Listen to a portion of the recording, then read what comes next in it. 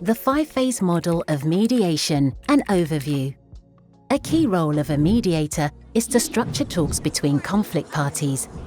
But how? Here's where the 5-phase model steps in. It breaks the process into 5 distinct stages, each carefully designed to provide structure.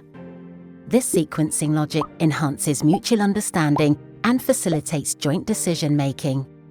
Think of the 5-phase model as a set of building blocks that construct a sturdy bridge, helping conflict parties cross from dispute to resolution. Phase 1. Introduction creates the framework for the talks. Your aim is to establish a working relationship with all conflict parties. For example, by building trust, explaining your role, and setting goals and ground rules. This sets the scene for the rest of the mediation. If the parties dive straight into the issues in dispute, slow them down, remind them that you'll tackle these later, and help them grasp the logic of the process. Phase 2 is all about sharing perspectives with the goal of reaching a sequenced agenda. Invite the parties to express their views on the key issues as they define them. Be mindful of equity and fairness regarding time and sequencing of speakers. As the parties voice their perspectives, listen actively and collect issues to create an agenda. Use micro skills like asking questions, reframing, looping, and showing empathy to ensure accurate understanding. Identify key issues and make the speaker feel heard. This also helps the others in the room understand all perspectives better. During this phase, encourage the parties to hold off responding immediately to disagreements and trust the process. To wrap up this phase, make sure to get agreement on the agenda and clarify the order in which issues will be discussed.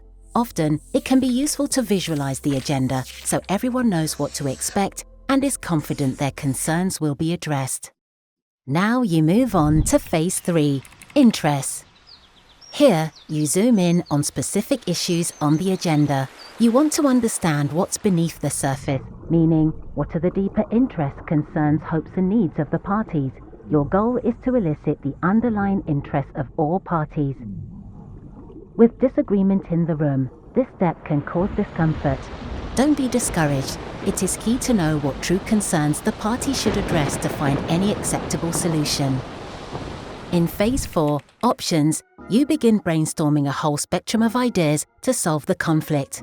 While parties might want to rush to a solution, remember that mediation is all about patience. So don't jump on the first idea too quickly. This is a creative phase. Encourage parties to come up with different options and explore crazy ideas. They may lead to unexpected workable solutions later. Let the parties evaluate them based on agreed-upon criteria. In the 5th and final phase, Conclusion, aim for clarity and closure by reaching agreements that satisfy parties' concerns and outline a clear path forward. Think about how you'll seal the deal and who needs to approve it.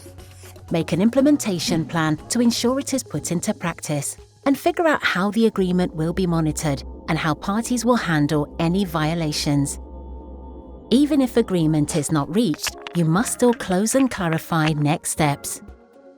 Congratulations, you've got the basic idea of the 5-phase model. But can it help to handle the messy reality of complex peace processes? Absolutely. But you have to contextualize and adapt it.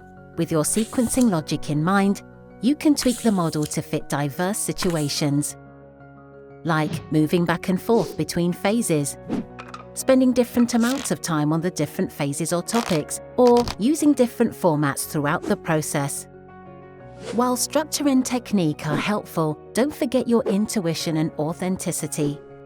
With practice, you can apply the model naturally in your own personal style.